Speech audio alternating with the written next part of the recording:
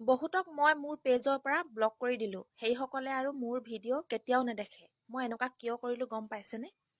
কাৰণ এটা আলু বস্তাত যদি 2-এটা গেলা আলু থাকে, আপুনি সেই গেলা আলুকেইটা যিমান ধুইও চাফা কৰিব নোৱাৰে। কিয়নো সেই আলুটোৰ ভিতৰখনে গেলি গ'ল। গতিকে ধুই একো লাভ নাই। তেনেকে ঠিক কিছুমান মানুহ সমাজত এনেকুৱা আছে, আপুনি যিমানেই ভাল ভিডিঅ' নিদিয়ক, তেওঁলোকৰ মগজত অকল বেয়াইখিনিয়ে আহে। আপোনাক সমালোচনা কৰিবলৈ আহিব, অকল ইটিকিং কৰিবলৈ আহিব। গতিকে তাহাঁতক বুজাইও লাভ নাই, গালি দিও লাভ নাই, মৰম দিও লাভ নাই।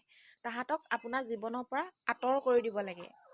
আৰু সেইটো উপায় হ'ল আপোনাৰ ভিডিঅ'ৰ পৰা, চেনেলৰ পৰা ব্লক কৰি দিয়াটো। গতিকে আপোনালোককো যদি হোৱাই নোহোৱাই যদি কোনোবাই এনেই কমেণ্টত যিটিখন কৈ যদি কৰি থাকে, অশান্তি কৰি থাকে, সেই মানুহজনক ব্লক কৰি দিয়ক।